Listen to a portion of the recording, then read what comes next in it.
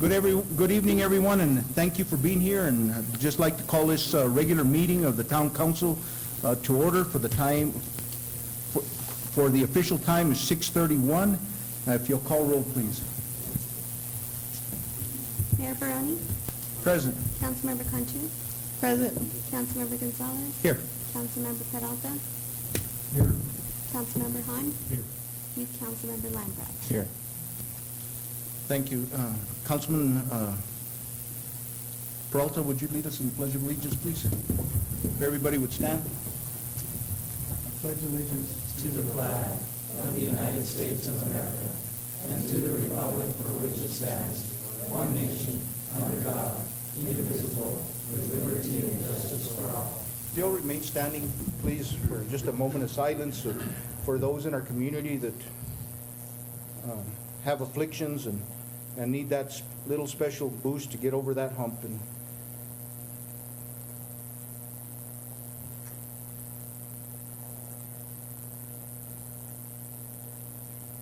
thank you.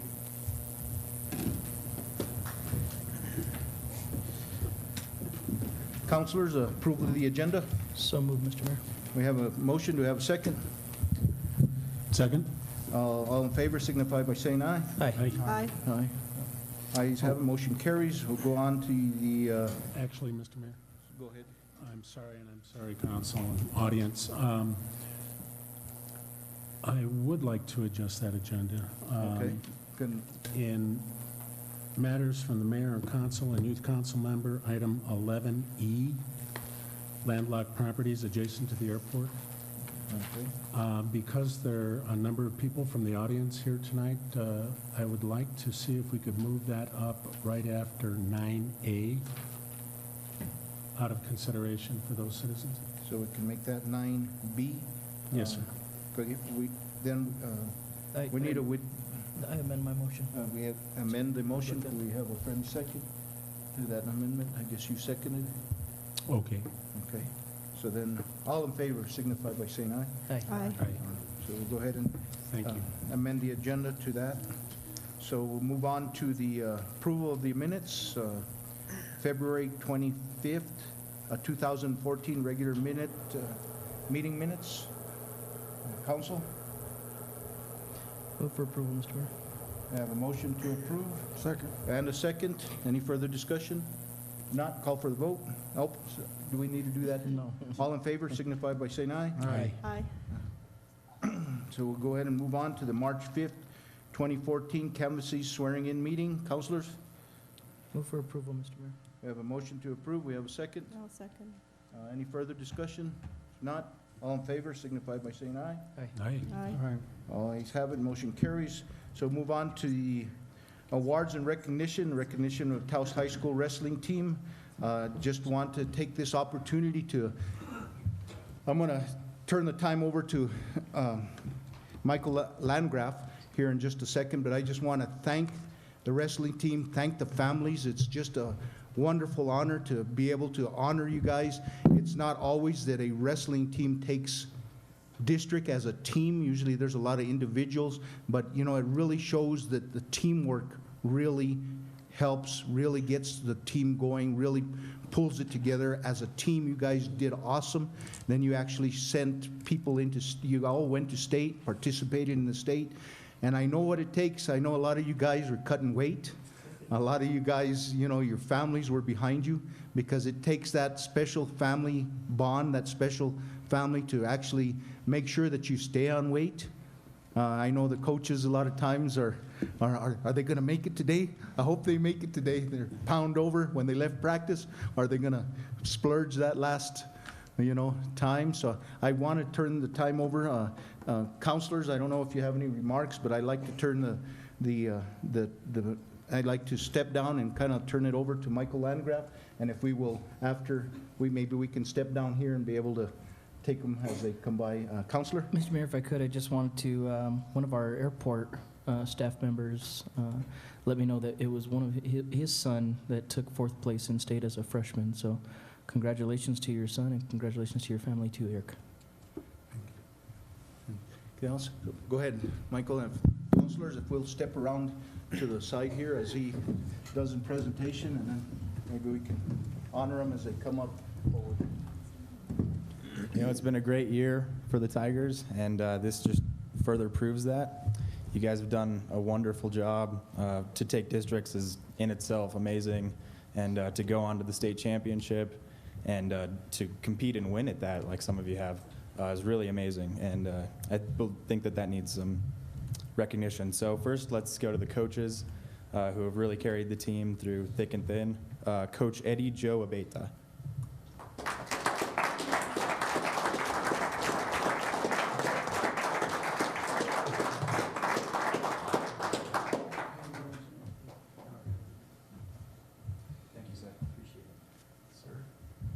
Coach Eric Griego. Not here.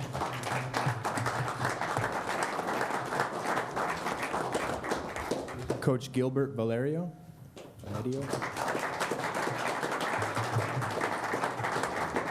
Coach Dan Baroni. Oh, okay. Other Baroni.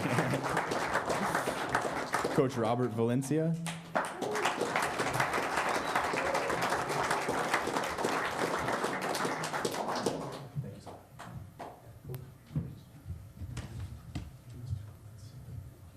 And now on to the players. Ramon Marmol.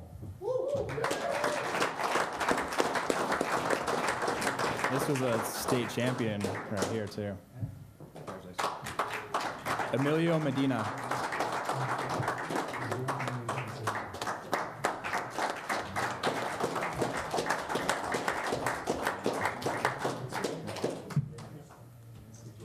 Marshall Cummings is in here. Abdiel Galindo. Mateo Trujillo.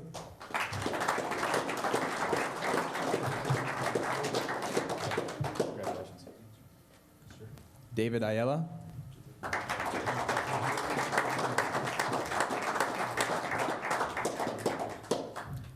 Kevin McCarty.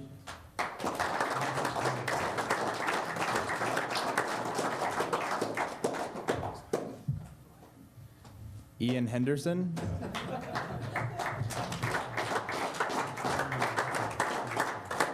Jaciel Galindo. Brandon V. Hill.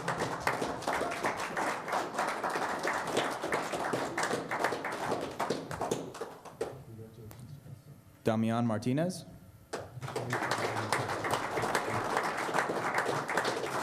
Cade Kennedy. Cristobal Valerio.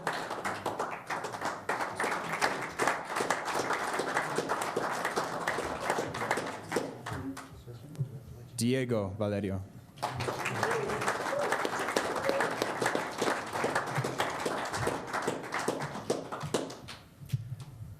Congratulations to all of you.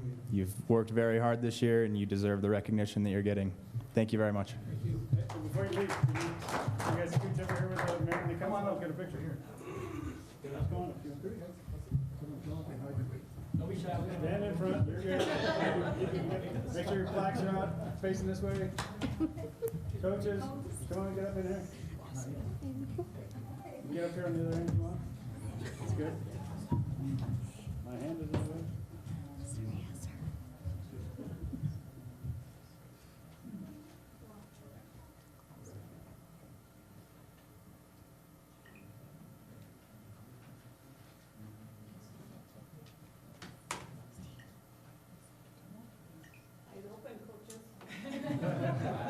Tigers, smile. Go Tigers.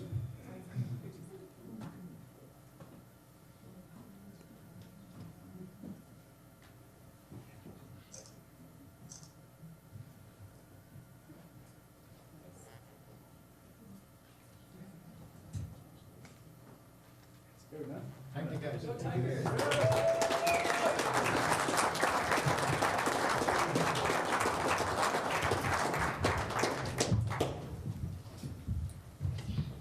Again, I'd just like to thank the coaches, the families of these young men. You know, these are our leaders of tomorrow. If I was just 5 years younger, I'd say we could have a fundraiser where we could have a takedown but I'm not 5 years younger, so.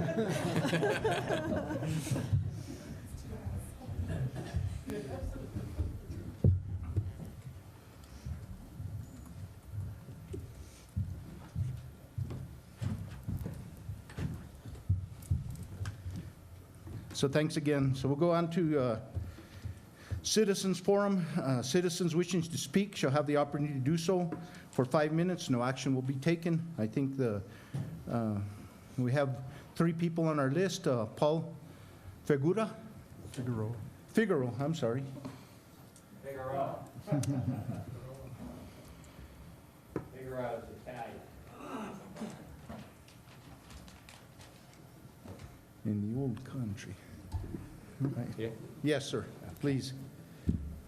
Thank you for being here. I'm sorry for the pronunciation. Oh, that's quite all right. Thank you, Mr. Mayor, council members. It's a pleasure to be here tonight and introduce myself to new council members and new staff. I'm Paul Figueroa. I'm here tonight as the Vice President of the Taos Arts Council. We're a relatively new organization. We are a nonprofit organization, but that it does not in any way reflect our business plan. I thought that was a joke. So I get some response from you. My goodness. Long day. We like to see ourselves as a clearinghouse for arts organizations and information in Taos County in northern New Mexico, and as a spokes organization for so many of those arts organizations and artists in our community. If I might hand you out our business cards. We received a grant from New Mexico Arts this year to begin our first year of operation. And one of our efforts is directed towards ensuring that there's art in public spaces. And it's been my pleasure to work with a number of arts organizations in the town and in the county to organize and present the visual arts exhibitions at Town Hall. The current show features a wonderful business of Taos County, one that was located in downtown Taos, Weaving Southwest. And I encourage you, if you haven't taken a moment to look at the exhibit, to do so this week, because unfortunately it will be deinstalled Friday morning in anticipation of the next show, which is one that is going to focus on emerging artists in Taos. And I'll hand you the postcard announcement for the upcoming show.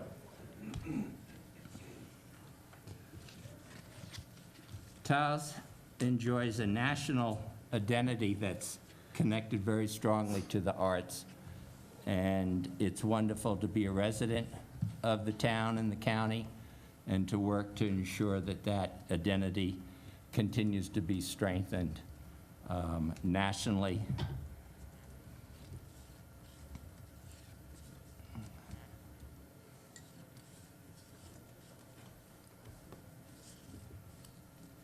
And that's really all I wanted to say tonight. So look forward to seeing some of you in the hallways at Town Hall. I do want to conclude by saying that I've always encountered staff at Town Hall. They've been very supportive of the Arts Council and the shows that are going up there, and I know the council members, past and present, will likewise appreciate seeing art in that wonderful space. And I also want to give a shout out before ending today to your facilities director and that whole department. I understand they were the Department of the Year in the town summary this past year, and I had the pleasure of working with Steve and many during the past year, and so know it's a very worthwhile designation for them, and look forward to working with them and improving the space at Town Hall for hanging art shows. Thank you. Counselor? Mayor, if I could, Paul, I'd like to thank you very much for the current show. It's a wonderful, wonderful weaving exhibit, and I'm looking forward to the next one coming up. It'll be very different, 180 degrees different. Yeah, That's good. yeah. Thank you. Yeah. Counselor? Well, I too want to thank you. The one thing I've always encountered when I've gone into town hall are individuals, tourists from the area that are visiting, and to me that's a huge thing because not only are they coming to look at the art, but it's kind of unique that in small towns you get to interact one-on-one with the elected body, and many of them, you know, just coming through town hall and seeing them and saying what a wonderful place to have an art show. And so thank you for all the efforts you put forth. Every single one has been well worth it. I think my favorite was the outdoor landscape, but they've all been good. So thank you. Watch out, we might have you curate a show. Counselor? Oh, Councilwoman? I also wanted to say thank you. I look forward to going into town hall, whether it's to pay my water bill or just on business these days, but I do take my time to look at everything thoroughly, and I've really enjoyed what I've seen over the last couple of years. So, thank you. Thank you, council member. Thank you again. Appreciate it. So, Mr. Rich Nichols, did you wish to speak tonight? You were on the list. I guess I really want to reiterate my desire and plan to have the blood drive return to Holy Cross Hospital, and I don't know if you're the folks to address that too. But I think the hospital affords us the great facilities for doing exactly that, drawing blood. And it's wholly supported by Peter, the CEO, and all the staff there. So I would hope that somewhere along the line, the word gets out to the powers to be, please bring it back to Holy Cross Hospital.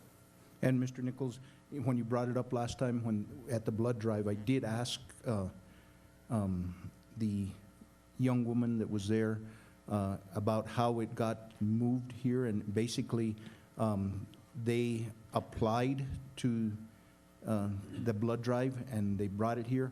I guess another one can be held at the hospital. So you know, again, it's not that we wanted to bring it here from the hospital. That's what I understand from that young lady. So yes, I agree that the hospital would be a wonderful place to have it. But I guess it would, I don't know exactly how it got moved here, but just that the town applied or asked, and that's the way it was brought here, not that there was any intended to take it from the hospital and bring it here. I think there can actually be two in the community, so, or one if that's, but we will look into it, and I'll have Mr. Bellis find out exactly I how. don't know if I quite buy into that, Yeah, but that's what you're being told, and that's what okay, you're being told. okay. I did ask her because I know you had brought it up, and I asked her, and she said, but we will have Mr. Bellis look at it. And, okay, thank you, appreciate it. Mr. Jeff Northrup, thank you for being here this evening. Thank you for having me. And I think that blood drive was moved because of political considerations. And I gave blood at the hospital several times and gave it across the street one day last year. But when I was called this year, I initially said yes. This was just a week or two ago. I initially said yes, and then I got to thinking about it, and I said no. And I think it belongs back at the hospital as well for what that's worth. Now my little humble presentation.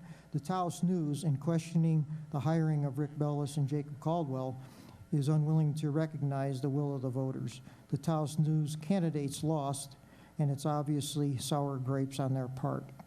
But I've encouraged the Taos News for many years to become a watchdog for the people, not a toady for their political favorites and advertisers. Maybe this has finally happened, and while they might be unfair to you guys, I think they will be aggressive, and that's what I'm looking for. Kathy Conley was the town public relations tout for several years until she left 2 years ago. Kathy had about 1,500 people on her email list.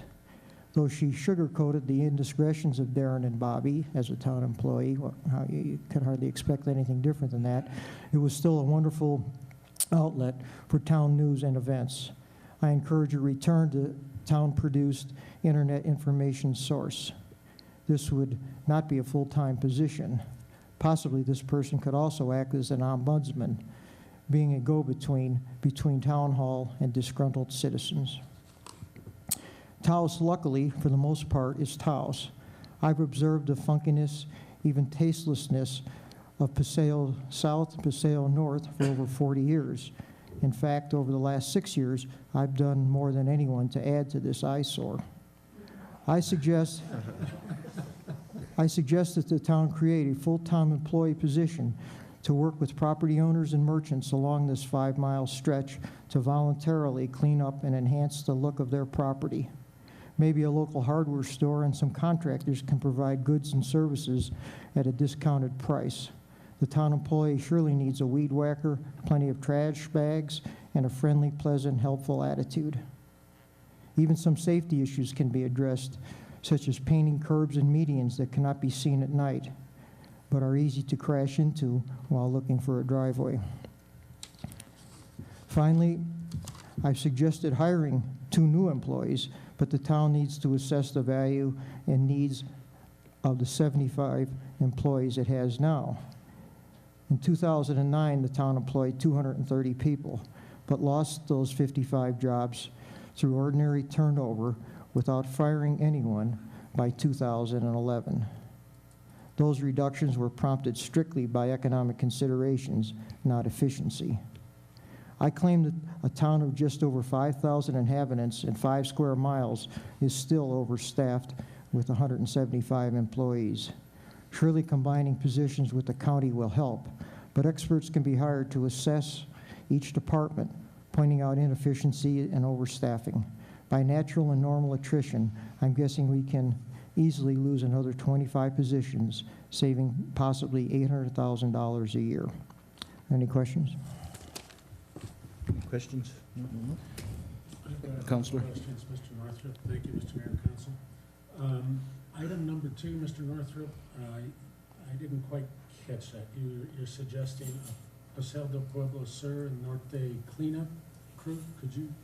Yeah, well, I think one person could handle that 5-mile stretch, 10 miles if you consider each street has 2 sides, and really make it much more presentable to the visitors and population as a whole. It generally looks pretty trashy with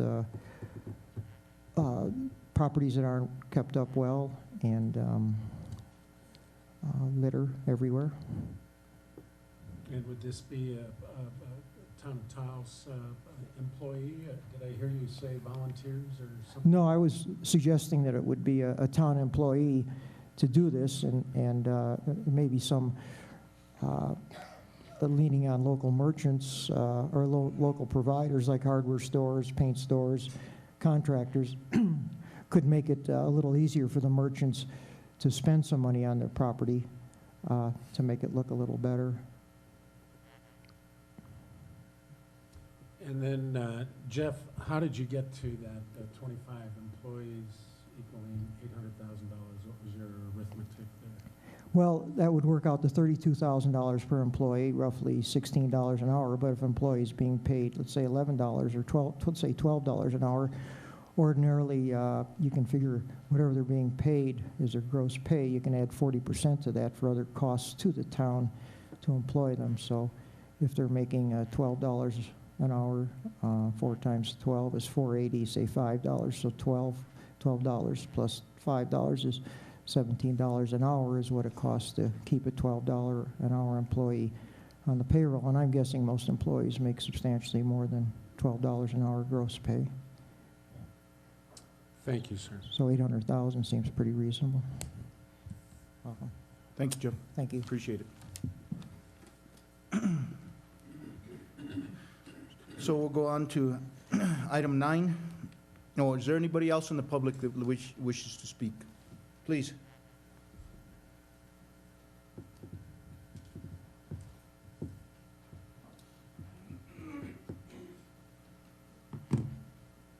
Good evening, Mayor and Councilman. I am here, my name is Ellen Archuleta, and actually a couple things on issue, and I thought this at least to bring them up in the public forum. I have dealt, I'd say, the last 6.5 years with issues with the Planning and Zoning Commission. So one of the things I'm looking forward to with the new administration is to trying to resurrect neighborhood associations in the city and countywide especially, where we can bring up issues, because we seem to have more cohesiveness when, something that is in dire need of, attention really gets people to come together, and I don't want to be in that situation. So one of them in the town of Taos has to do with certain ordinances that are really not up to certain levels, and I thought I would propose to the manager certain areas where I see things are out of compliance, and one, for example, is I'm trying to think what it's called, a hoarder type of mentality where some people in the city limits will have tons of vehicles. I will note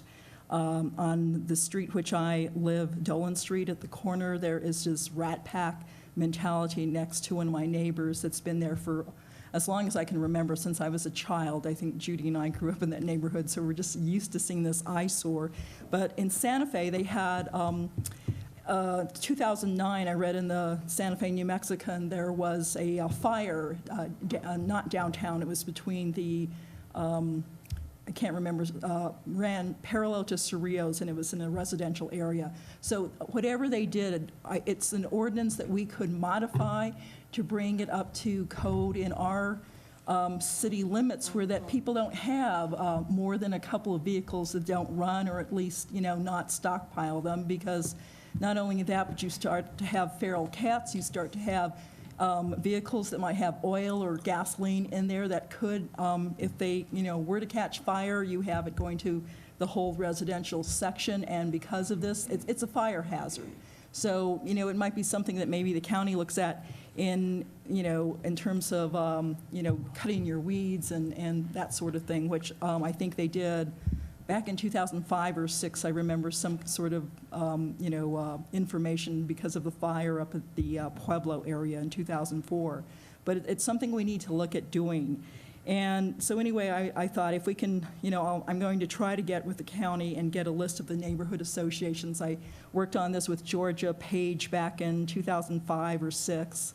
And it's something that's, we really need to do, but it helps us to know what neighborhoods are having issues, and it's easier to come to a forum and say, these are the issues we're having in XYZ neighborhood associations. We're also seeing it in the county, et cetera.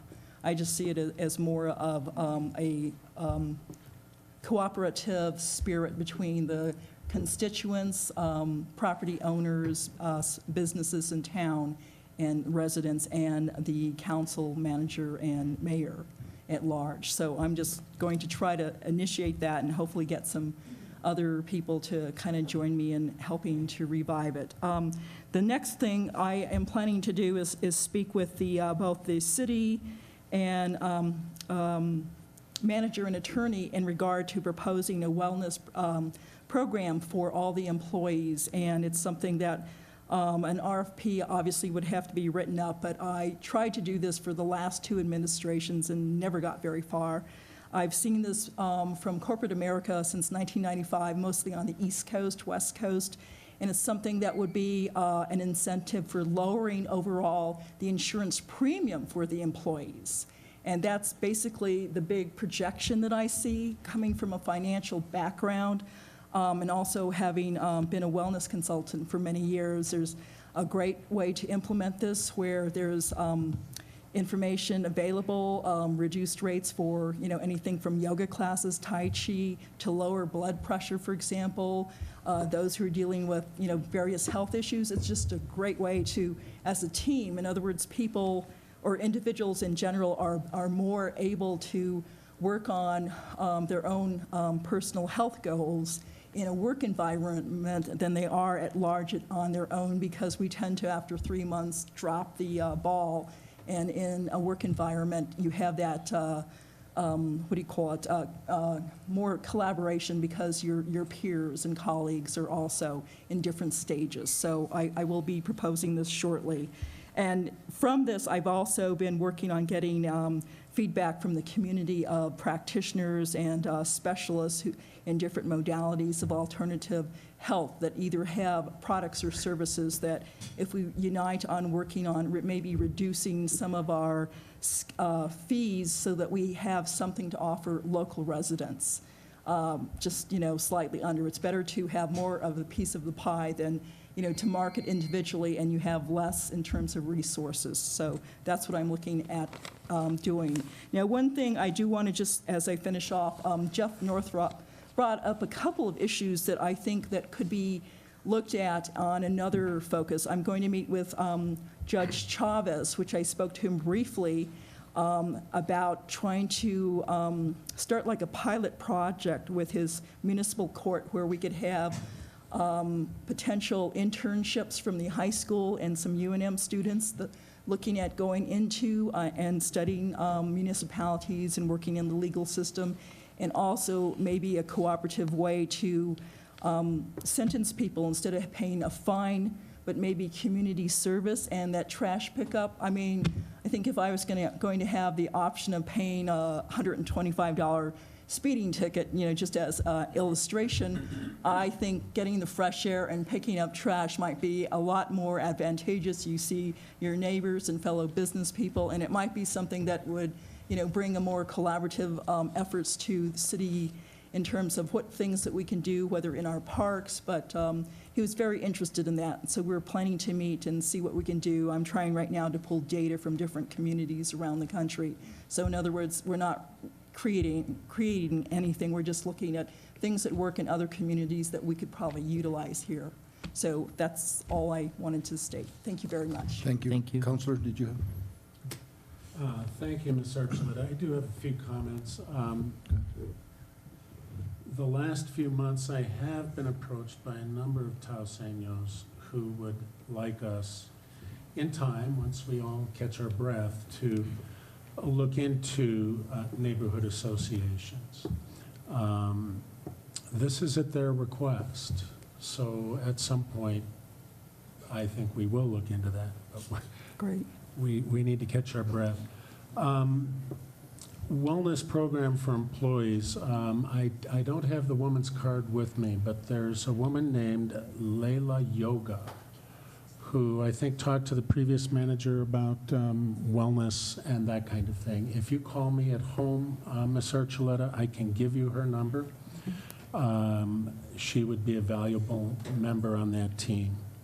And then I have another contact for you, and that's Mr. Greg Peace, who set up a community corrections program up in Alaska and is pretty much in tune with Mr. Northrop's idea. So if you give me a call at the house, I can get you those numbers. Great. And that will enable you, empower you to talk to Mr. Bellis and actually have perhaps some reasonable teammates and alternatives.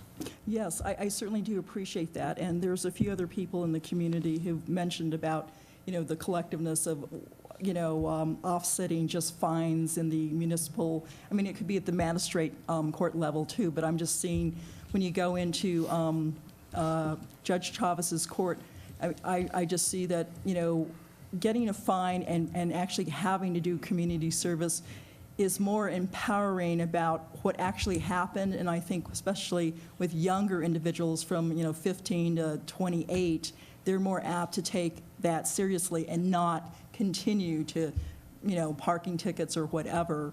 I agree. And in terms of Ms. Leila Becker, yes, she's actually been one of the people instrumental in me trying to kind of start a formulation for a collaborative group of alternative health care practitioners, since insurance doesn't really cover unless it's physical therapy, but I do, and I will contact you. Thank you very much for your time. Ms. Archuleta, thank you for being here this evening, and you did allude to speaking with Mr. Bellis. I suggest that you continue that. Okay, thank you. So, thank you. So we'll go on to then anybody else that would, under the public hearing? Please, John. Under the citizens forum, excuse me. Mayor, council members, and youth council member, I just wanted to let you guys know that one more of the wrestlers that came in just a few minutes late, Damian Martinez, showed up. So if you don't mind, could we take just a moment and recognize him also? Please, Thank you. thank you. What was the name again? Sorry. Damian Martinez? Come on up.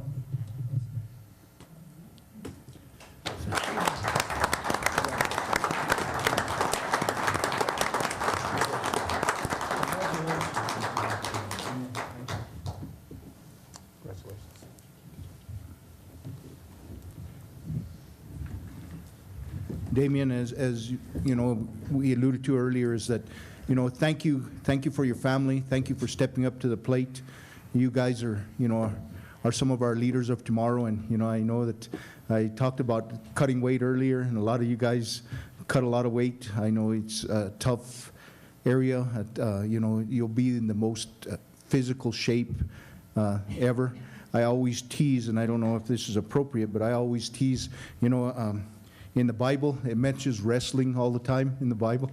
So I think that's the #1 sport, but because I didn't see anything about golf or any of those, but I'm just teasing. So I think it's the #1 sport. So thank you. Thank you for being here. So we'll go on to public hearing.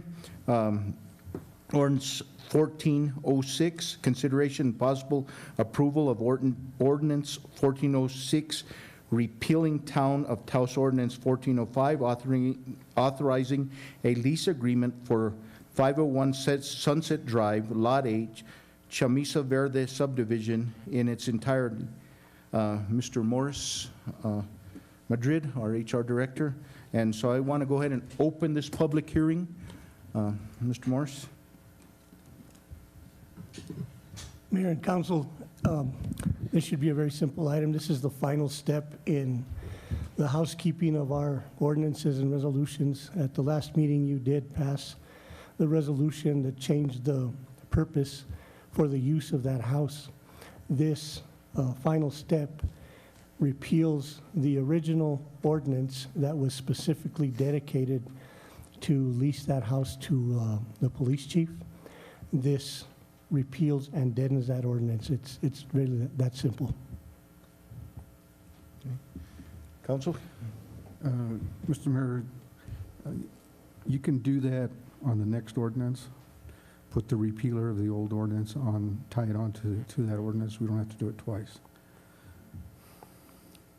I'm sorry, I don't understand, Councilman. When we did the ordinance last time to change the purpose of the ordinance, you can take and put a repealer at the end of that, of this existing ordinance, so we don't have to do it twice. Oh, the action that was taken last time was to amend the resolution. I understand that, but you can take on that and attach the repealer to it. Oh, Make it okay. as one deal, just to cut down on your okay. paperwork. Thank you, Councilor. I wasn't aware of that. Any other discussion? If not, council, we have a motion to, So moved. we have a motion, do we have a second? Second. So, and a second, Discussion, Mr. Mayor? discussion, yes. Just Commissioner? real I mean, quick, Councilor. Renee, yeah, I'm still listed as the mayor pro tem, so if we can get that changed in the ordinance also. Good. Thank Other than you. that, we're good to go. So, call for the vote. Councilmember Han, Yes. Councilmember Peralta, Yes. Councilmember Gonzalez, Yes. Councilmember Cantu. Thank you. Thank you, Mayor and Council. Thank you. So then, we did amend our agenda, so, oh, sorry, it is a public hearing, and I should have, before we took the vote, is there anybody that wishes to speak for or against this? We might have to do this again. Sorry about, anybody wish to speak for or against? Jacob, do we have a? So I need to close the public hearing at this point, and then go ahead and move on. Thank you, Mayor, councilors. What I would suggest, Mayor, this is a good practice. Yes. Motion, I think you can recall the motion, having opened the, having not closed the hearing, but invited public comment. I think the best bet would be to recall the motion and vote again. Mr. Mayor, I recall the motion that we just passed. We recall the second. Second? And Make it the next order of business. so, I make it, is there no discussion? I hope. Call for the vote. Councilmember Han. Move to revoke. He said just yes. Yes. Councilmember Peralta. Yes. Councilmember Gonzalez. Yes. Councilmember Cantu. Yes. So, council, how do we wish to proceed? Mr. Mayor, you need to open it, Uh, get the we- public, if there's any Well, is comment. there any comment from the public?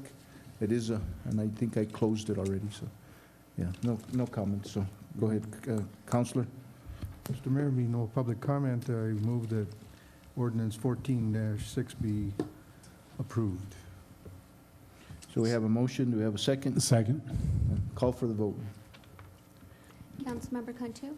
Yes. Councilmember Gonzalez. Yes. Councilmember Peralta. Yes. Councilmember Han. Yes. Thank you, and I guess we'll get our housekeeping done. So then we'll go ahead on to 11E, which was, we amended our agenda and matters from the mayor and council, youth council member. E, landlocked properties adjacent to the airport, discussion, direction to staff and possible action regarding several landlocked properties adjacent to Taos Regional Airport. Councilmember Han, I believe. Thank you, Mr. Mayor and council and citizens. It's come to my attention over the last few months that there are still properties out adjacent to the airport that are landlocked. I would like, in just a second, to invite those property owners, if they wish to speak. And before they do, this is a simple request for discussion and direction from staff, collaboration with the landowners or representatives of those properties to discuss perhaps with legal, perhaps with the airport manager and planning and zoning to ascertain the status of those properties and find consensus and a fair and reasonable solution, and then bring that recommendation back to council so that we can then look at that propose and then look at that motion. And that's it. Okay. Is there somebody in the audience that those properties affect? If you would, please. Mr. Mayor, members of the council, my name is Sam Martinez. I'm speaking on behalf of the Martinez family, heirs to the Patricio Martinez estate. And there are properties, as you mentioned, that are landlocked. There are multiple landowners that, we've been addressing this issue for years. And there's issues that, when Mr. Peralta was mayor, did address certain of the issues that impacted on some of the landowners, but none which address the ones that are currently under discussion. And, it's just been kicked down the road for years and years. And the last, that property has been landlocked since the initial airport acquisition. And I certainly do welcome your administration to look into it, because I think there's probably there's different resolutions that I think can be obtained, but just getting an easement to the properties, I think that it would benefit the landowners once you get to the first property that is landlocked, that we could each,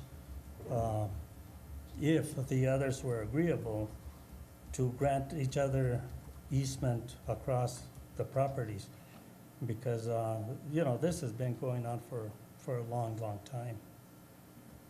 And I would certainly be willing to give some input to whoever's going to look at it, and at least show them what's happened in the past. And but I think it does merit some discussion and study, and I appreciate you looking into it. Thank you, Mr. Martinez. Mr. Codwell, did you? Mr. Mayor and council members, I'd be more than happy to look into it. It's of course premature, given what I don't know at this point, to suggest that anything can be done about it. But certainly, if there's information you could provide, Mr. Martinez, I'd be happy to look into it and plug it into the greater context of how properties were acquired by the town in that area and whether there may be remedies available to you. It's a complicated issue, I can assure everyone of that, and I'd be happy to be the person that the town assigns to look into that, though. Yes, sir. Mr. Mayor, council members, Toby Martinez. Yes, sir. This is my brother. We don't look a lot alike at all. He's a better looking one. In addition, I have cousins in the back of the room that are adjacent landowners, Eva and Nancy, and I don't know if somebody else came, just the two of you. They're right adjacent to us and also are involved in the same situation. All I'd like to add is that in addition to what my brother said relative to Eastman's, there had also been discussions of the town outright purchasing. For the town, there is no landlocked situation.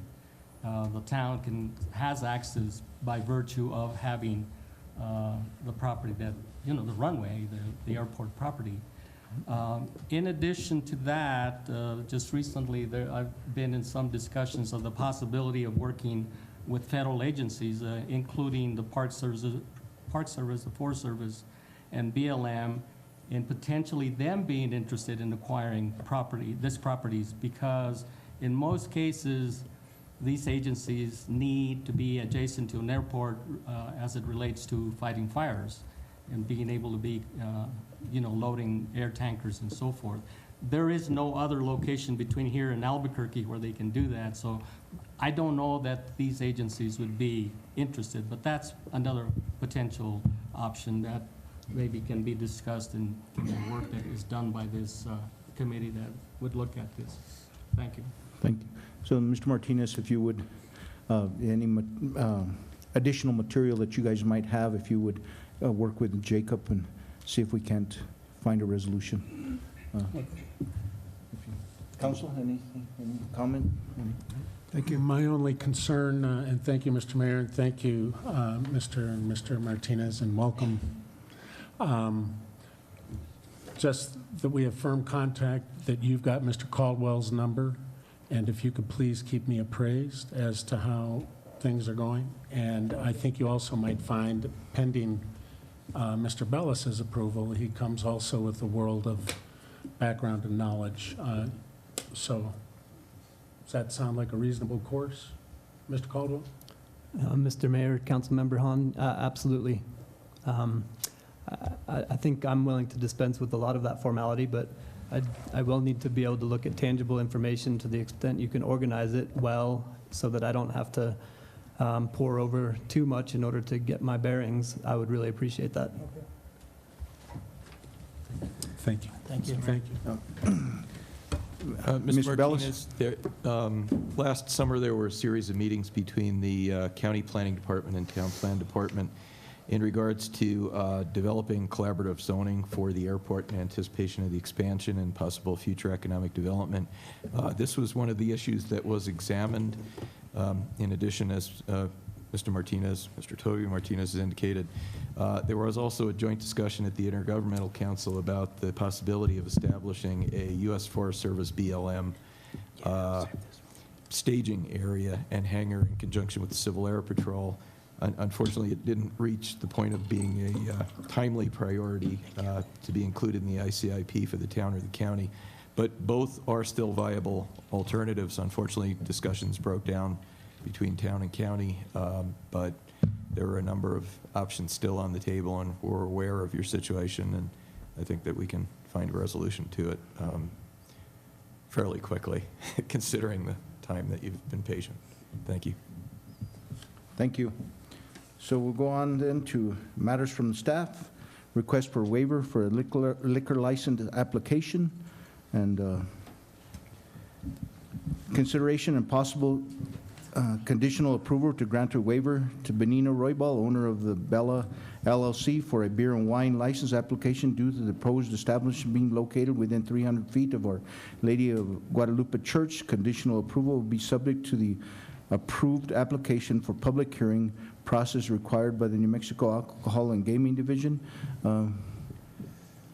Mr. Mayor? Mr. Bellis? Before we proceed, if you don't mind, I would like to defer to council on this to be sure that we don't violate the public hearing requirements in having what is an informal public hearing at which we give consensus. Mr. Mayor, also, just with regards to that, Mr. Bellis, I would also venture to say the same, because we'd be looking for consensus prior to a public hearing, so I would almost defer that we maybe move it to an actual public hearing.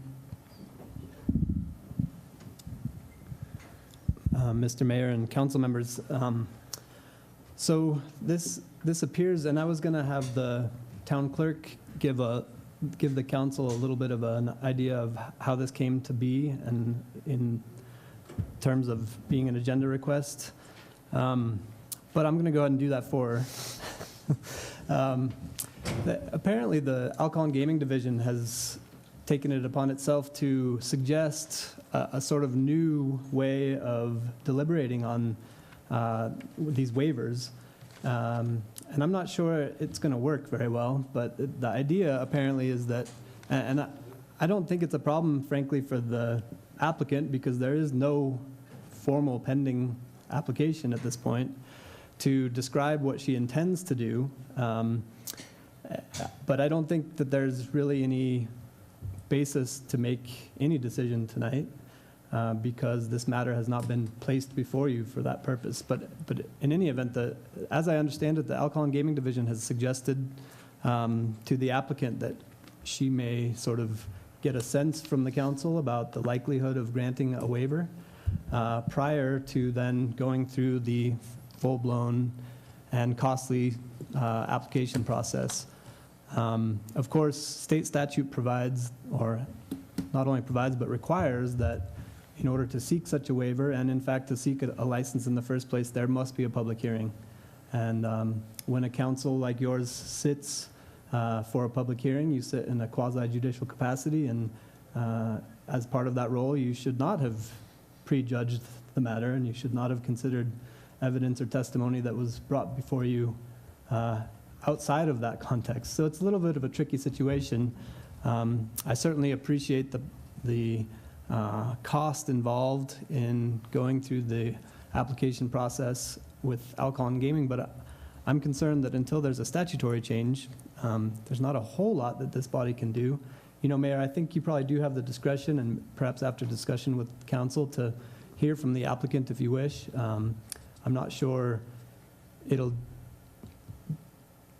be satisfactory to the applicant, though, because I don't think that there's a whole lot you can do in response. Councilor Peralta? Mr. Mayor, I would have to agree with council on this, that I think that because we have to sit as a judicial body, when the application would come before us, I think it would be ill-advised of us to discuss this item on the agenda tonight, even with the applicant, because it would, in the public hearing process, it would jeopardize the judicial process. Okay. So, Mr. Mayor, what I'd be happy to do is to speak with the applicant, you know, either after this meeting or sometime later in this week, to explain kind of how that works. I unfortunately wasn't aware of this or how it came to be until it was on the agenda and sort of set in stone. Mr. Bellis? Mr. Mayor, I don't want to infer by this concern that in any way we are not going to look for efforts to simplify the process and save time and money for applicants for any kind of approval before the town. It's just in this case because there's been a direction by the state, but not a legislative change to guide us in that. I would be concerned that if we were to imply some sort of approval to go ahead, and then you were to find out in the public hearing after the applicant entered it into the process that there was other information you were not privy to, that there might be a liability consequence, and that someone could go back and say, well, I proceeded based on the direction you gave us.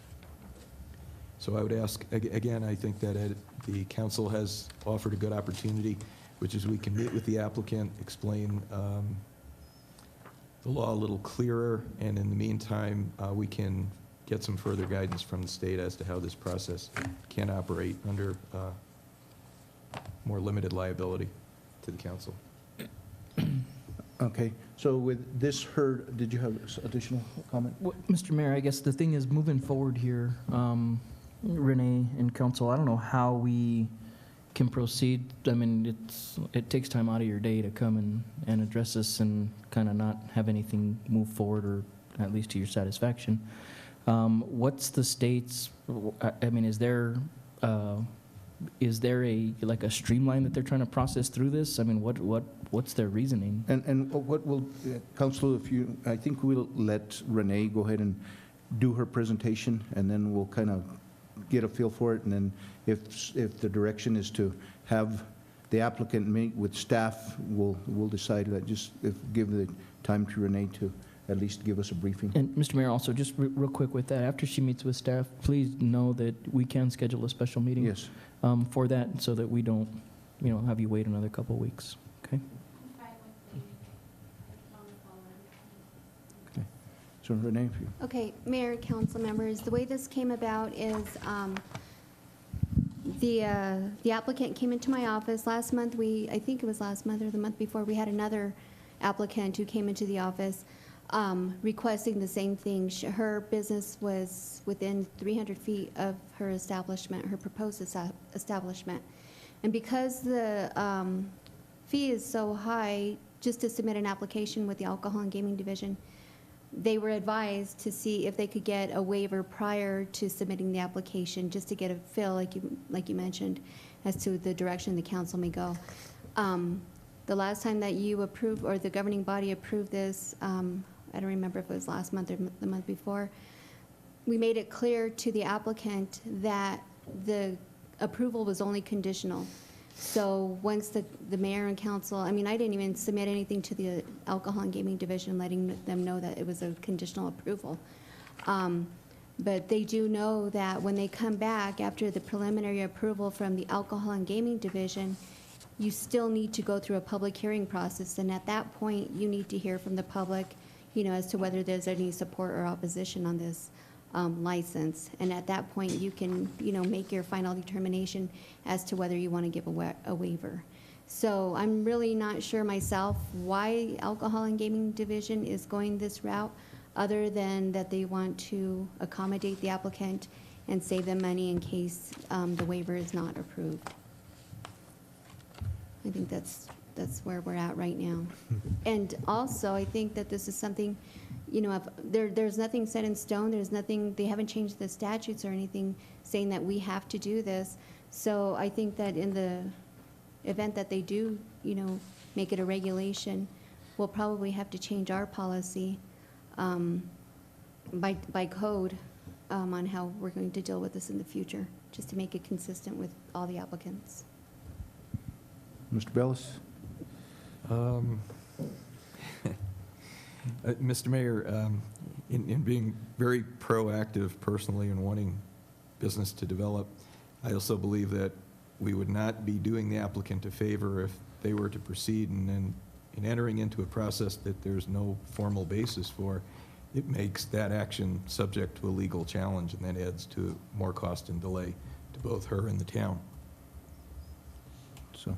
So I guess with that said, we'll, Mr. Caldwell, Mr. Bellis, if you'll work with the applicant and see if we can bring this back to a public hearing. If we need a special meeting, if we can get that special meeting put on the calendar. I hate to tie her up, and, I know business in our community is important, and Council? Mr. Mayor, if I could just ask Jerry, is there a possibility of doing a pre-application public hearing? Mr. Mayor and council members, not in my opinion.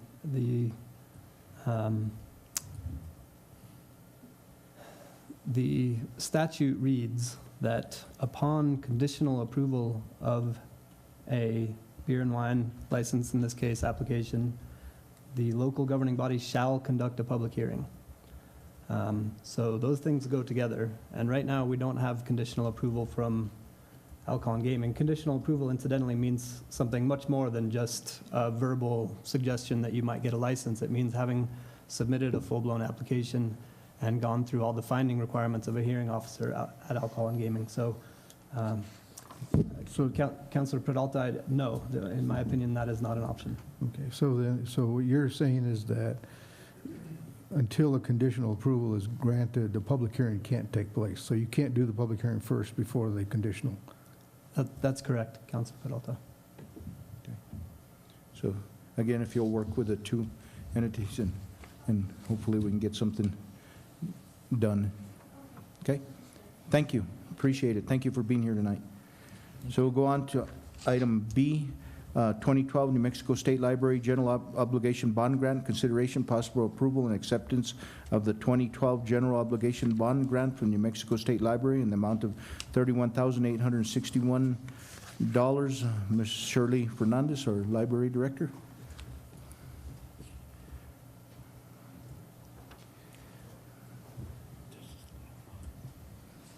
Shirley, is there any possibility we can get a 1 in front of that 31? No, I'm just... Oh, I would only hope. This is the general obligation bond that was voted by the constituents of the state of New Mexico in 2012. It was approved, and they are getting ready to disperse funds, and this is just a formality that needs to be approved by council before the town can go into the contract portion. I need a signature for me to send back to the state library.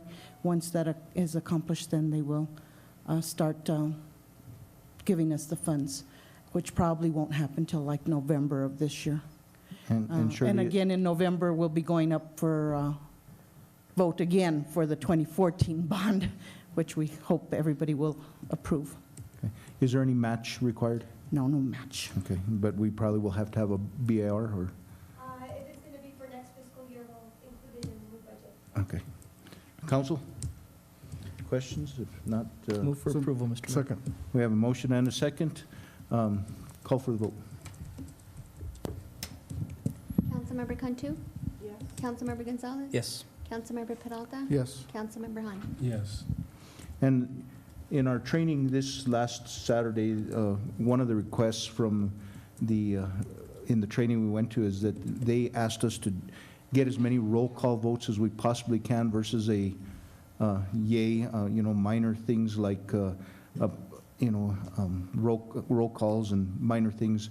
They suggested that we do it the other way, but as many roll call votes as we possibly can. So just so you know that why we're moving that direction. I agree. So, so we'll go to the San Juan, item C. Thank you. Appreciate it. Again, I wish we could have got that 1 in front of the 31. It would have, it would really. Nice. Yes. So, again, we'll go on to item C, San Juan Project Repayment Contract Number 14 WC 4532. Consideration possible approval of contract number 14 WC 4532 for the San Juan Chauman Project Repayment Contract between the Town of Towson, United States of America, Department of Interior, Bureau of Reclamation to lease the use of its 2014 San Juan Chama project water allocation up to 766 acre feet. Abigail, I believe this is your item, or is it Mr. Codwell? Thank you, Mayor. Am I on? Thank you, Mayor, council members. Once again, I should apologize up front that I might need to defer to various members of the council, perhaps, for a little help on this one, to the extent they're willing to. But my understanding is that this has become a recurring contract for the last 3 years at least, and it is a result of the town of Taos acquiring, as a result of its offset requirements under the Abeta settlement, which is still pending. Nonetheless, the town has acquired in 2 allotments a total of 766 acre-feet of water rights from the San Juan Chama Diversion Project that the town is currently not using. And the purpose of this agreement is to allow the Bureau of Reclamation to utilize those water rights in their obligations under the Endangered Species Act to maintain a consistent stream flow for the silvery minnow. My level of sophistication in that regard is probably about maxed out there. I certainly can attest that this contract was agreed to as to form by my predecessor and has been agreed to in substantially the same form as it is presented today for the last 3 years at least. Councilor Peralta? Mr. Mayor, if I could, you're partially correct. It's not the silvery minnow, it's other uses of the water. And it allows the Bureau of Reclamation then to lease this water to other users downstream from us. And much of it has gone actually down to Texas over the years. But since we're not using it, and to keep the water in use, we have continually leased these acre feet. Now, the original, there's 400 acre feet that was in the San Juan Chama, the other is older.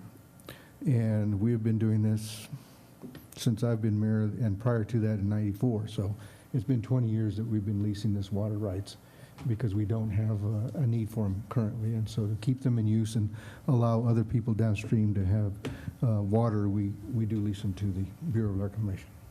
And I guess the objective is to keep water in the river and help recharge part of that aquifer in that area.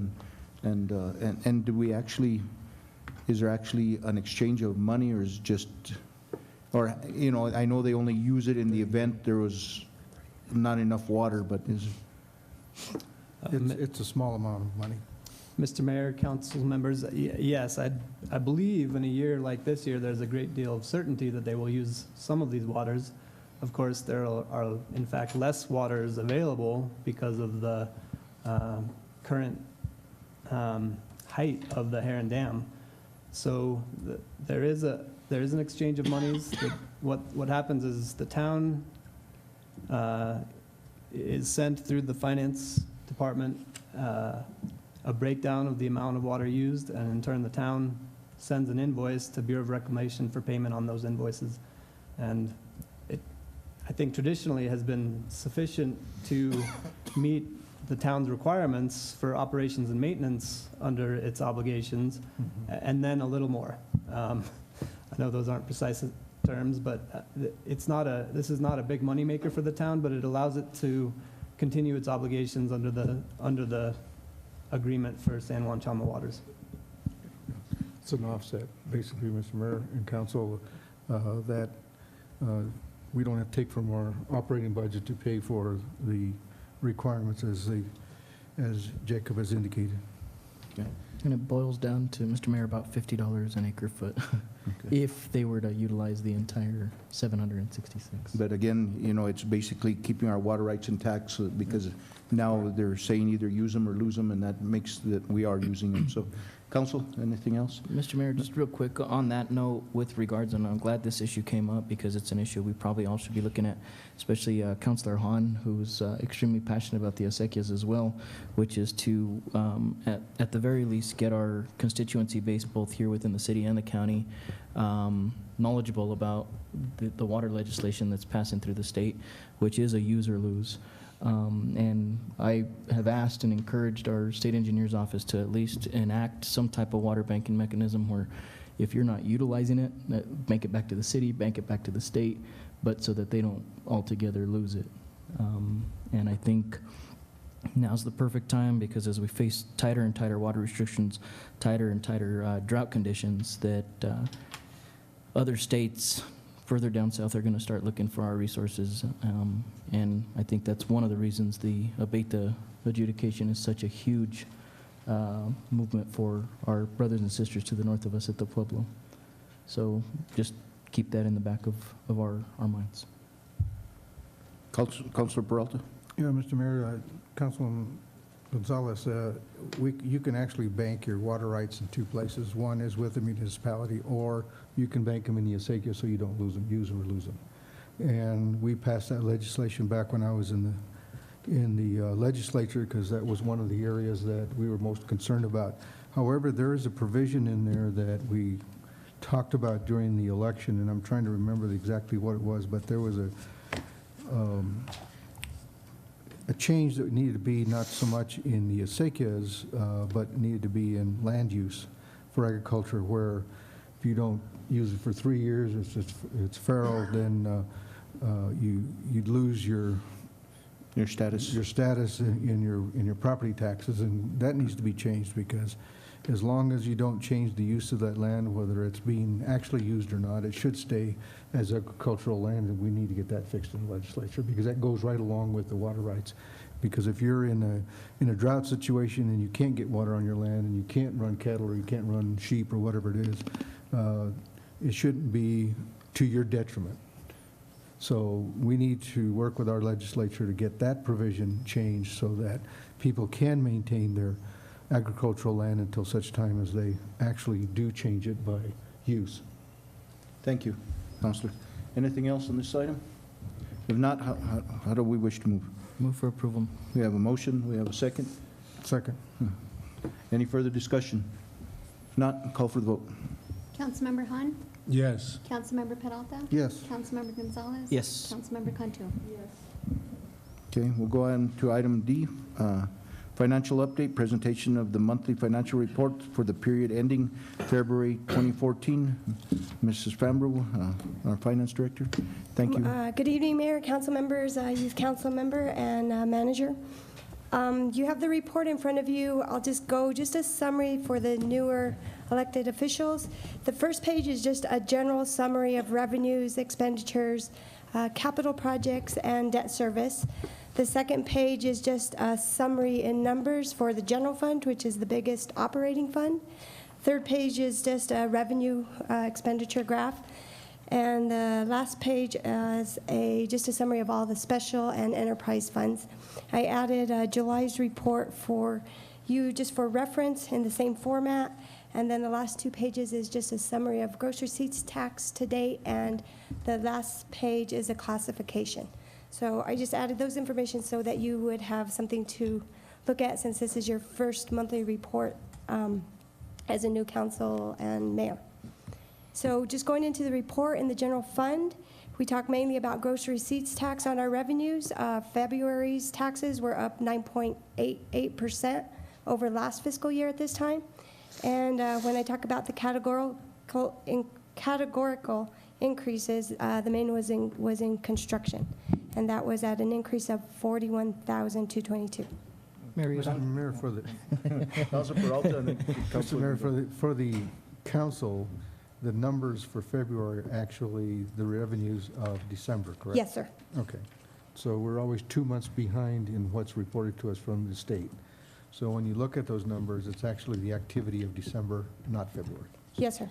And on the classification, you can see I do put that as what activity it is shown, but you're out. Thank you. Marietta, how much of that is, I guess, because of the affordable housing developments that we're here? I mean, that's going to go away because they're wrapping up. So are we adjusting based on?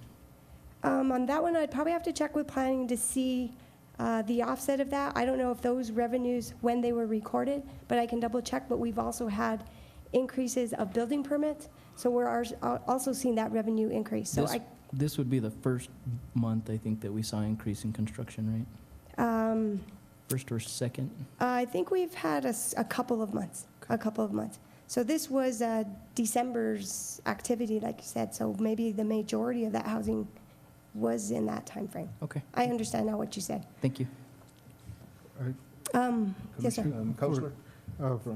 To answer his question, where is the breakdown by category for the gross receipts? It's the last page of the report there. Okay, so if you looked at that, so if you look under construction, you should see whether or not there's a. Well, it would be in GRT, though. It wouldn't be on permit, right? No, no. Well, no. I'm just saying is if you're talking about the housing project. Yeah. If that was affecting GRT during December. December, yes.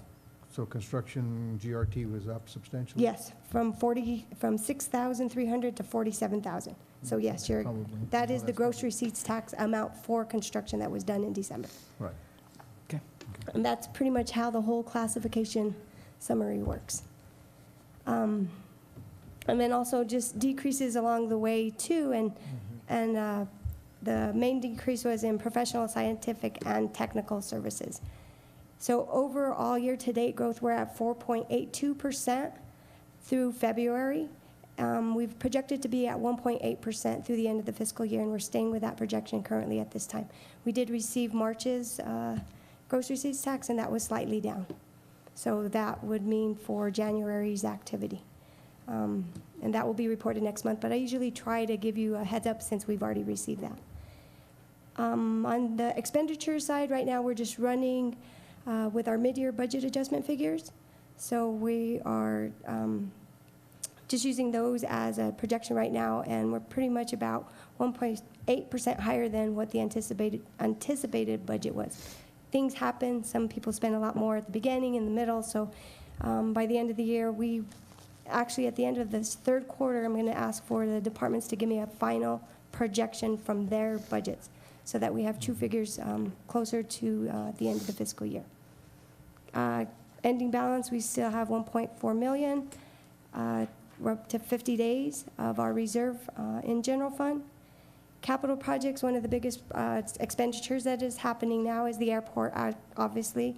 We've spent $752,000 this last month in February, and that was for 90% of the final design of the airport runway project. And another project going on is Bertha Street improvements. We paid out some funds on that to bring us up to 100% complete on the design for Bertha Road improvements. And we should be looking at getting that bid out here in the next 3 weeks or so, month, I'll say. Debt service, you can just see a summary of our debt service. Town-wide, we have $14.2 million of debt, and principal payments of $1 million for the year and $453. Nothing is due quite yet in the next 30 days, so you'll see that activity more in May and in April. So that's just a summary of the activity going on, mainly in general fund, capital projects, and so. The second page, if you go next, is just really the numbers.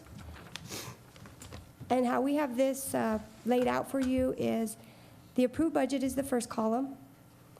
We have actual year-to-dates from last fiscal year for comparison, and our current 2013-14 year-to-date actual figures. And then what we have done is we already have a projection for the end of the fiscal year. The reason I gave you July's report is because you can see the original budget in July's report on the first column. But for now, the approved budget is the original budget plus any budget adjustments throughout the year, which included our mid-year adjustments. So just on the revenues and general fund right now, we're at $7.3 million.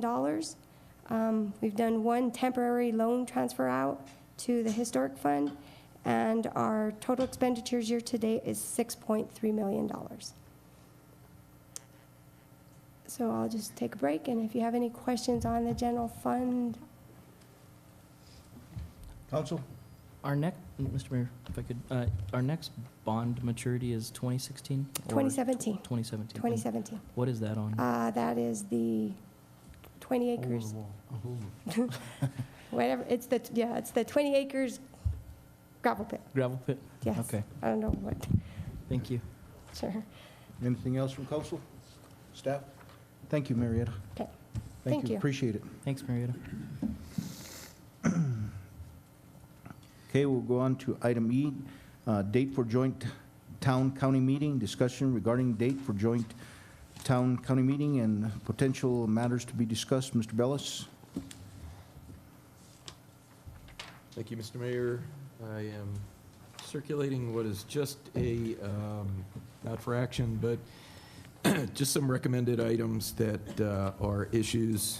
We don't have positions on these, just that they're items that involve both the town and the county.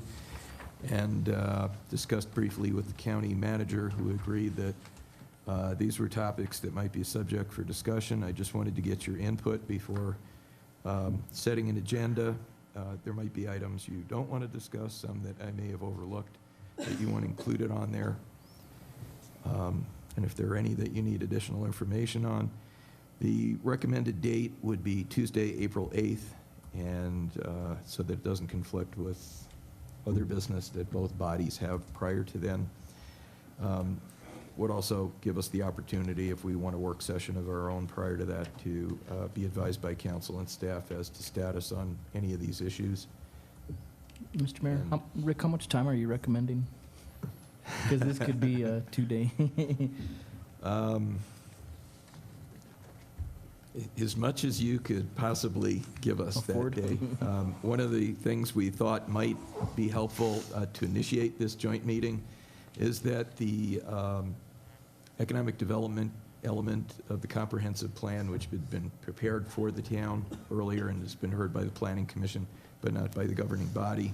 One of the things we need to do to be reimbursed for that is have that heard by the governing body. It was done in more than just the activity within the town limits, but took a regional perspective. And it might also be helpful for the county commission to hear that, because they are in need of an update on their plan. But it also talks about a lot of these issues that are in here. The airport, annexation, regionalization, intergovernmental cooperation. So it might be an acceptable objective platform from which these other discussions could be launched. We don't expect any action to be taken that day, only for guidance toward policy to be given to the attorneys and managers to then come back to the governing bodies with specific proposals. Okay. Council Peralta? Go ahead, get him first. Okay. Mr. Mayor, the only one that I have a concern about is the dispatch, in the sense that I was hoping that we would get a proposed JPA from the county based upon that last directive that was given to Mr. Malone to clean up the presentation by the staff on that generalized JPA that they presented to the commission.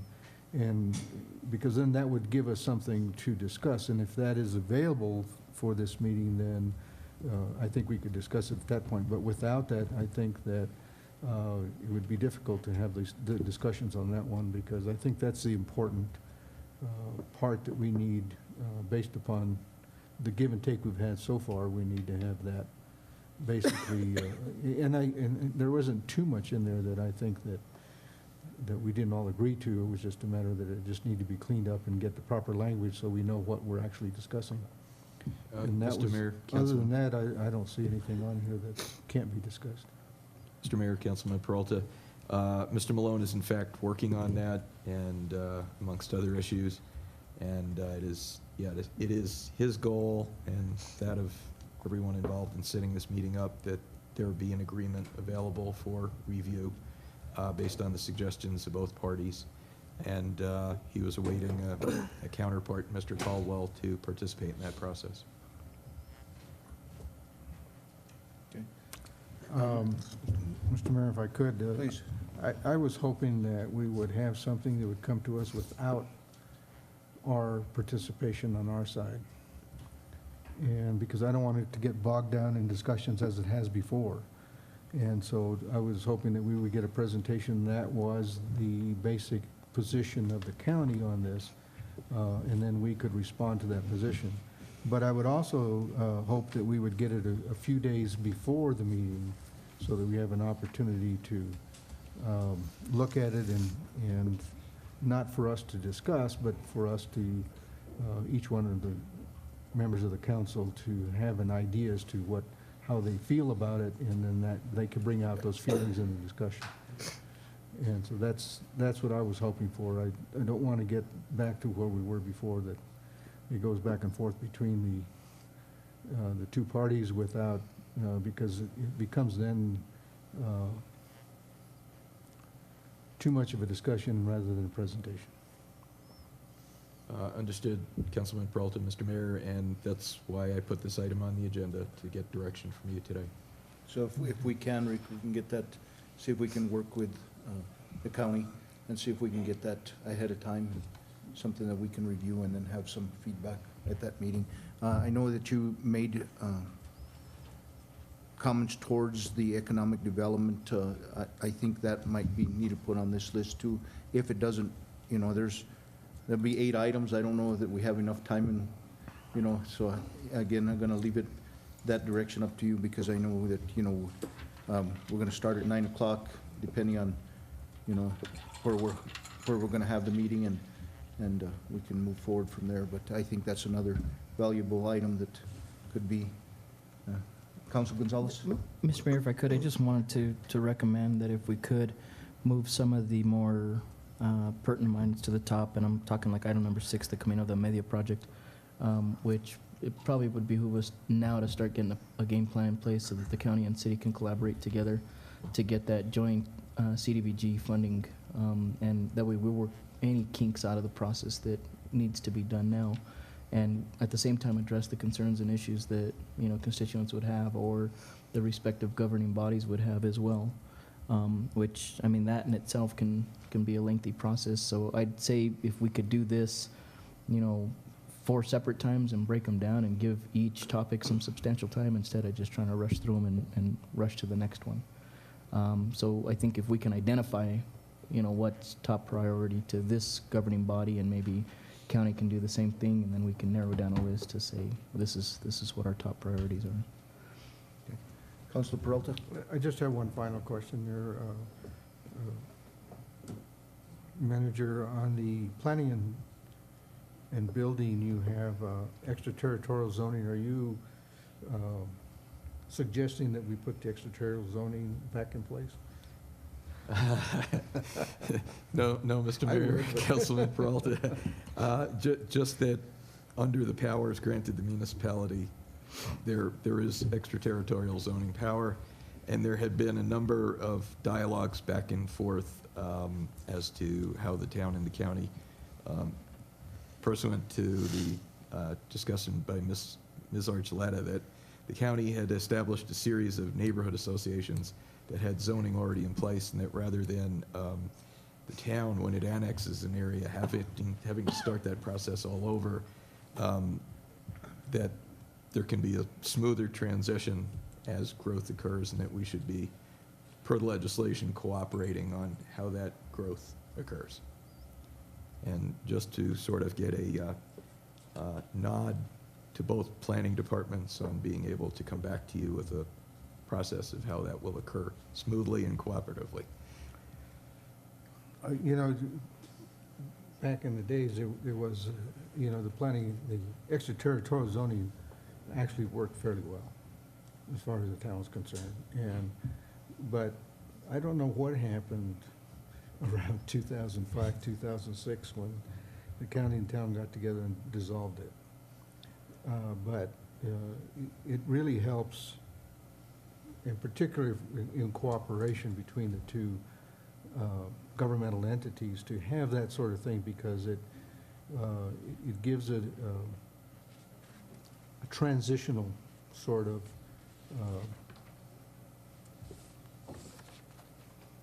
authority to, and I think maybe what you're talking about is a more appropriate way of doing it, rather than having the town solely run it, that it should be run jointly. But I think it helps to work on development and support between the two agents, or two governments. And so I do like that idea of being back on the table. Thank you. Councilors, anything else? So,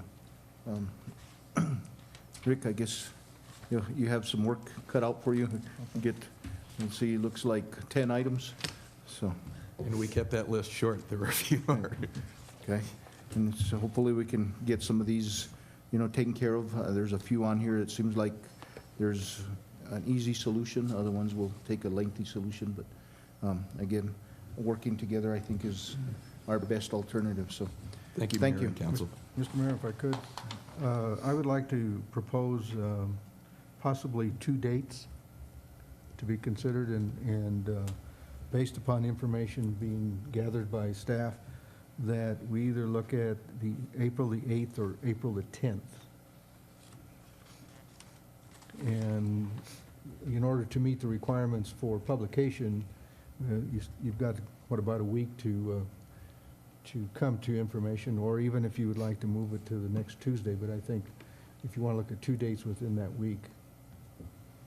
Just in case there's not enough time in one day, we can. Absolutely. Well, we have, currently what I have on our calendar is the 8th scheduled for our regular council meeting, so I don't know if we want to dedicate a whole morning to county and then a whole evening to city, on how that, Or move it to the 8th, I mean, to the 10th.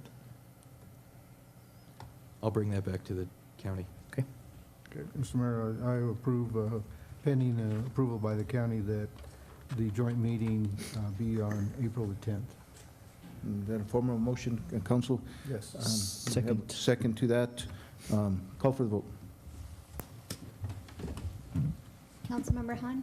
Yes. Councilmember Peralta? Yes. Councilmember Gonzalez? yes. Councilmember Cantu? Yes. Okay, so we'll go on to item 11, matters from the mayor and council, youth, council members.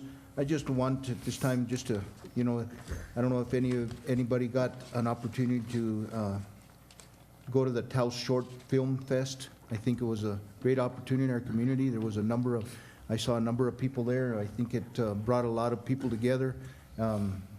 And it was a great opportunity for us to view some of those films. There was a great one on the acequias. I think they're willing to share that with us, and I think it's a great opportunity for us to view some of those. So I just thank them for putting this together. I think this is, I don't know how many times they've done it, but it's, I think it was great. So again, thank you. But we'll go on to item A, appointment to Taos County Economic Development Corporation Board. Consideration and possible appointment of a governing body member to serve on the Taos County Economic Development Corporation Board of Directors. Councilor Hahn. Thank you, Mr. Mayor and fellow councilors, councilwoman. As a councilor, I would like to briefly discuss what is expected of our appointments to these different boards. I'm wondering what kind of authority one of our representatives has. What are the boundaries around that? And I'm not sure where to go with that question. To you, Mr. Caldwell or Mr. Bones?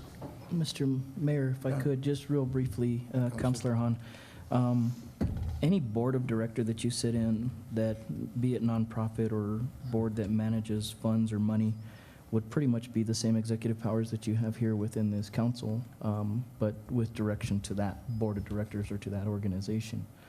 I know just in the various boards that I've sat on, flags being raised from the Attorney General's offices to really understand the board that you're becoming involved with regards to finances and how the board operates, monthly meetings, what are the requirements of you yourself, really because of the fact that at the end of the day, it boils down to the overall liability lies within the board of directors themselves. So just brief overview, I think council may be able to give a more broader direction, but we just did a board of directors training with Help New Mexico, one of the board of directors positions that I sit on, and it was extremely stressed by the AG's office just to make sure you know the capacity that you're about to serve in and the undertaking that you will take. Councilor Peralta. Mr. Mayor, if I could, Councilmember Hahn, the different appointments here have different authorities. In some cases, sitting on the board, you have authority, fiscal authority over that organization. In other cases, you sit as a member of a board that is as a representative of the public body, and you report back to the public body, but you don't have authority to make decisions other than recommendations to the public body. So it depends on, and in some cases, for example, the Taos Health Study Committee is just an advisory committee looking at health systems throughout the county, and all you do is have discussions and try to air situations and help, but that's all it does. So it depends on the appointments. For example, the Taos Economic Development Board, that is a fiscal responsibility that you have sitting on that board, and the town has a position on that as well as the county as part of their bylaws.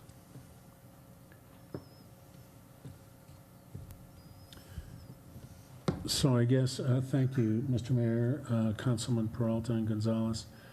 I guess my concern is that the council and mayor be informed of the work that is going on in these different committees. So as I look at the Regional Landfill Board position we're going to appoint shortly, and the Intergovernmental Council, the Hospital Board, and so on, I'm looking for checks and balances and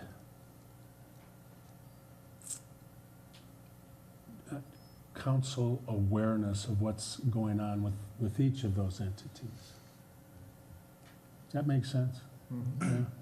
So how do we do that? How do we assure the public that their voice is going to be heard? Do we report to each other in a council meeting?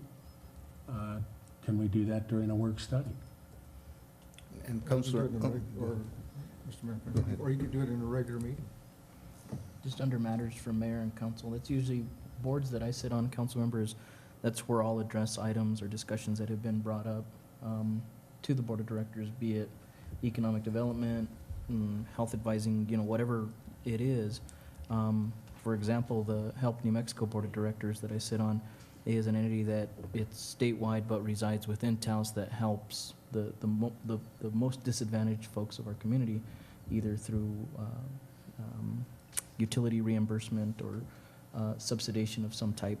And so when there's any major changes that are usually happening, that's where I'll bring it to council. I mean, not in a sense that council can really enact anything on it or do anything with it, but just as more as an informative process to the community so they're aware as to what's happening.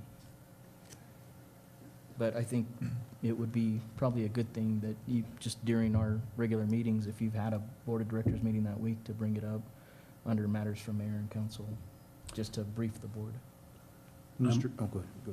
I'm sorry, Mr. Mayor. So I'm wondering if we as a council can just establish that pattern when we sit on a board, to be sure and give a report on the work that board, the IGC or whatever it may be, to the council so that we're all aware. Yeah, I'm just looking for the process there. Mr. Bellis? Mr. Mayor, Council, Councilman Hahn, you're going to find, having been assigned by the county to attend many of these, that there are going to be months where you're really not going to have much to report.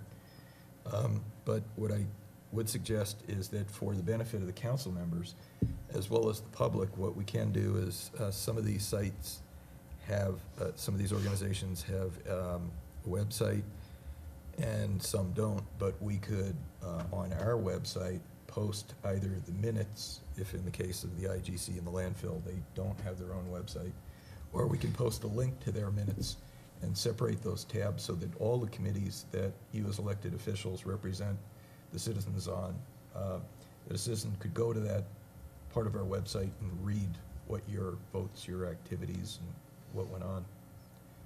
And Counselor, just so you know that these meetings are open to the public, and they are posted. They run under the same rules that we run. They have to have so many days posted before they can have a meeting. So they are open to the public so that people can attend them if they wish also. Mr. Mayor, if I could, one last thing, Councilor Hahn. The one thing I recommend, and it's a practice that's been undertaken by the Regional Coalition of Landfill Communities that I sit on as well, is for the executive director to brief each respective governing body. In that case, it's the 8 northern counties that they brief. But in their executive director's scope of work, they are tasked at least once a year to come to each respective governing body and relay the work that's been happening throughout the year. So I think that may be a good practice as well, especially in situations where the town either participates either with in-kind services or in some type of financial contribution.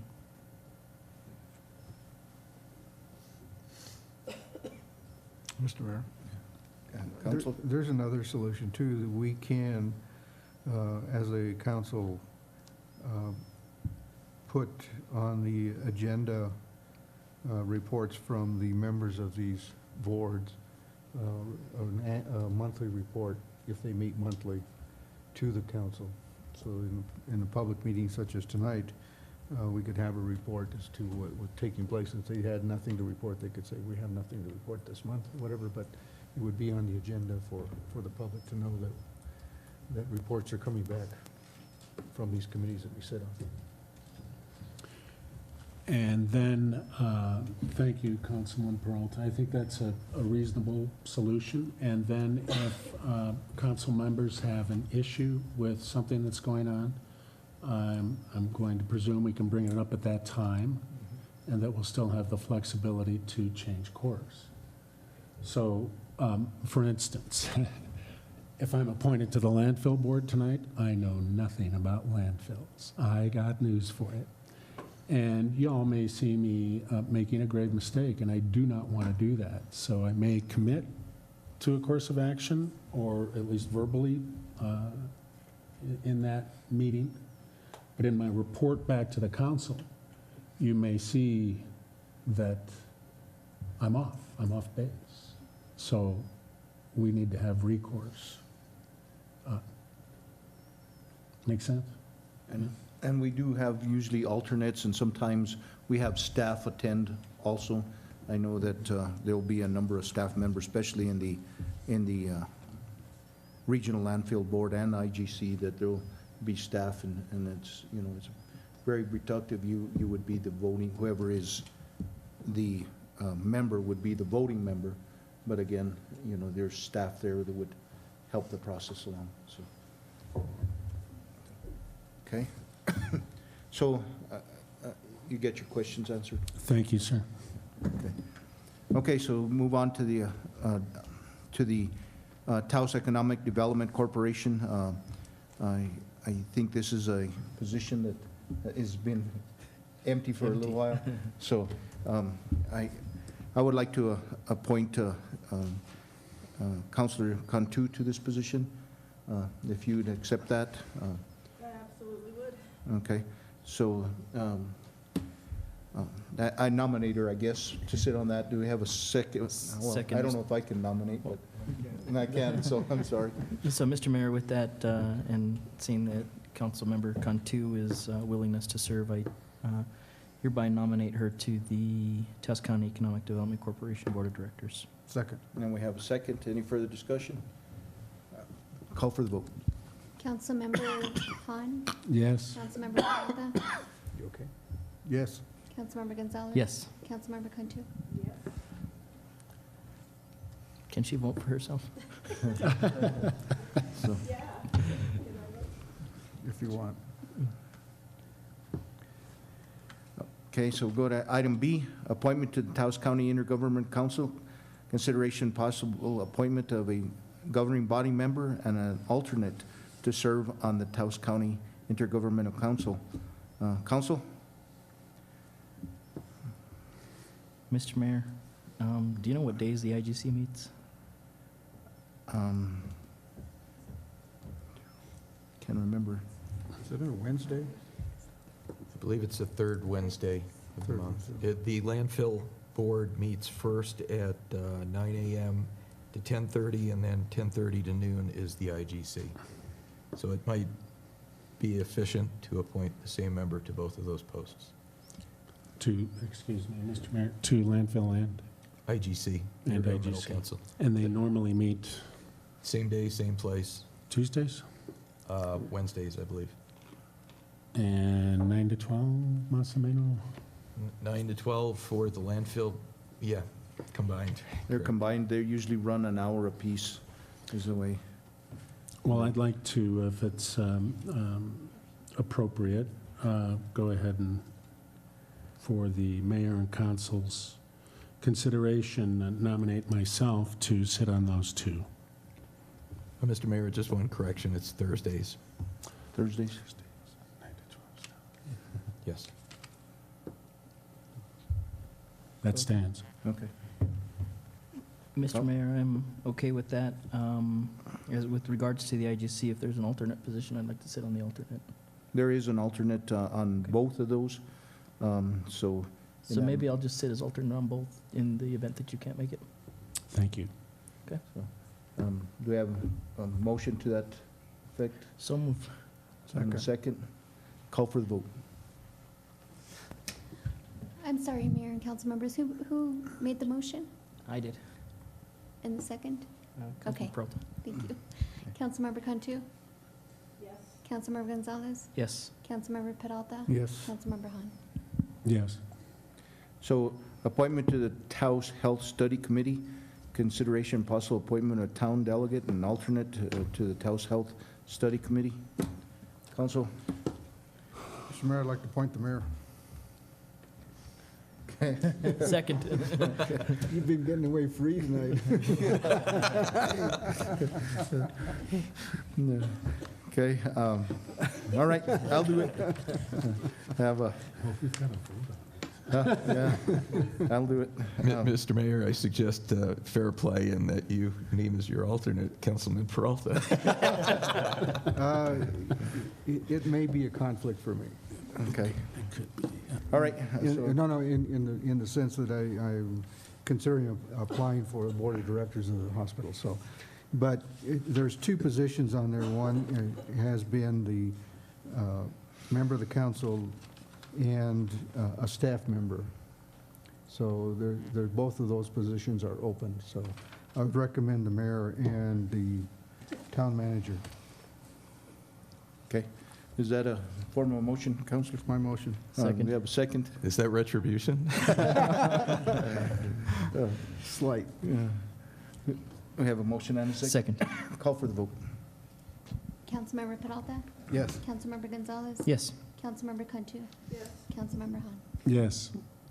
Thank you, and I think we will do a good job, all of us. So, Mr. Mayor, again, I do sit on the TCDC board also, and I do see in the NCRTD board as a chairperson on both of those, so it's not that I have a lack of work. Thank you, Councilor. Mr. Mayor, I guess if I could to, just with the changing of the posts in the governing body, I sit on the Regional Coalition of Llano Communities, and just out of openness and transparency that, you know, I've discussed with Manager Bellis about being my alternate with regards to that committee. It's an appointed position by myself as an alternate, which does give voting authority in the event that I'm not there, but I haven't missed a meeting yet. So as long as Mr. Bellis will accept, just for this governing body's information, that I would like him to be my alternate. Okay. Jake, it's not on the agenda, so do we need to bring this back in another meeting? Jake, sorry, just real quick, Mr. Mayor. Okay. For me, it was just more informative because it doesn't really require Okay, because I know a lot of these require a letter, that they actually have a letter on file. So in the event that counselor's not there, they have a letter on file giving him the authority to be the voting member. So I think we need to ratify that in a regular meeting. Mr. Mayor, council members, my suggestion would be that I can take a look at the JPA that formed the Regional Coalition of Llano Communities and see if there is such a formality required. And in the event that there's not, then I think that the disclosure that was made tonight is sufficient to allow Rick to act as alternate for the purposes described by Councilor Gonzalez. Okay. And Mr. Mayor, it is pretty much by my discretion, so I can let the board of directors know as well with the executive director, and then Rick would be my alternate in the event that I'm not around. All right. All right, if we'll move on then, we'll go down. And I guess what we need to do is have staff send letters to the appropriate places so that people know who the member is in the event that needs to be on file. If somebody will look at the MOUs or JPAs, whatever they are. We will do so, Mr. Mayor, and we'll file a copy with the clerk and the attorney. Okay. So we'll go on to personnel matters, discussion, consideration, decision regarding the following executive and public session information items, action items, discussion, consideration, decision regarding the former town attorney and the former town manager.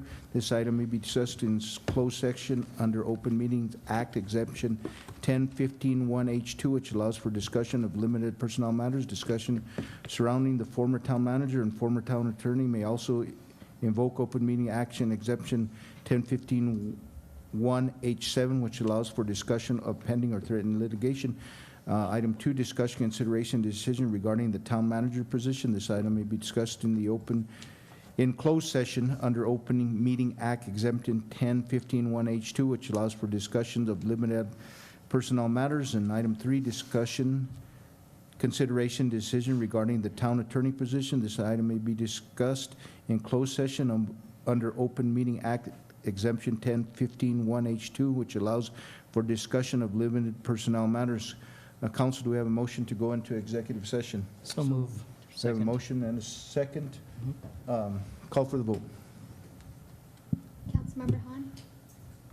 Yes. Councilmember Peralta? Yes. Councilmember Gonzalez?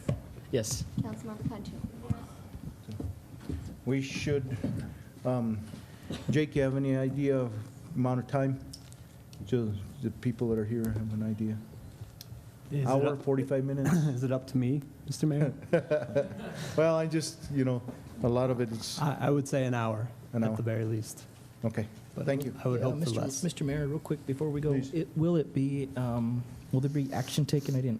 I closed my agenda. Yes. So if we could, for the listening audience and our cameras at home, could we stay on? I guess we can take a recess, but come back when we come out of executive. I was looking for a meeting today that was off after executive. I see. Mr. Mayor, councilors, a couple ways of dealing with that. One is we could say somebody will come and give an update after a half hour about whether there's a likelihood of returning within the next half hour, so they're not waiting forever. Would that suffice, Councilor? I think what he's discussing is having the Channel 22 stay until we're completed. I see. Okay. Can we get a nod from Can I Channel nod? 22? Okay, we got it. Thank you. Thank you.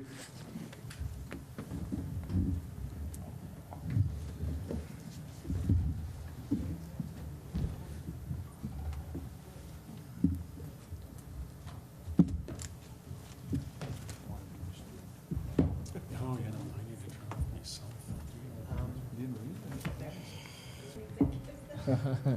Come out of executive session and into regular session. Is that the motion? That's We the have a motion. second also. Call for the vote, please. Councilmember Han? Yes. Councilmember Peralta? Yes. Councilmember Gonzalez? Yes. Councilmember Concho? Yes. Council Codwell, you want to do a report on what happened in executive session? Thank you, Mr. Mayor, council members. The record should note that the council went into executive session to discuss items 11F, 1, 2, and 3 pursuant to Opening Meetings Act exemption 1015-1H2 and 1015-1H7. The council discussed those items. No decisions were made. No action was taken. Do we have a motion to accept the town attorney's recommendation or report, excuse me? So move. We have a motion. Do we have a second? I'll second. Second, we have a second. Any further discussion? If not, call for the vote. Councilmember Concho? Yes. Councilmember Gonzalez? Yes. Councilmember Peralta? Yes. Councilmember Han? Yes. Council Peralta, Councilman Peralta? Mr. Mayor, I'd like to make a motion concerning item number 1 of the executive session, and that is to direct the town attorney and the mayor to work with these items as they are under ordinance 13-9. motion. Do we have a second to that motion? Second. Any further discussion? Not call for the vote? Councilmember Peralta? Yes. Councilmember Gonzalez? Yes. Councilmember Cantu? Yes. Councilmember Han? Yes. Have another motion? Mr. Mayor, after discussion, I make a motion that we offer contract TT 14-184A to the town manager as it is in draft form, and that language corrections be made to this contract, but no monetary items be changed. We have a Second. motion, and we have a second. Second. Further discussion? Not call for the vote? Councilmember Gonzalez? Yes. Councilmember Peralta? Yes. Councilmember Han? Yes. Councilmember Cantu? Yes. Item 3. Mr. Mayor, if I didn't have in my motion, it's an offer to the manager of that draft contract. Next, I'd like to, under item 3, make an offer of contract TT 14-183 with cleanup language to the town attorney. Second. We have a motion and a second. Any further discussion? Not call for the vote? Councilmember Han? Yes. Councilmember Peralta? Yes. Councilmember Gonzalez? Yes. Councilmember Cantu? Yes. We have a motion to adjourn. So move. Second. Motion and a second. All in favor, signify by saying aye. Aye. Good night. Oh, and happy birthday, Jake. Sorry we kept you here all night. That's all right, I'll get home before midnight.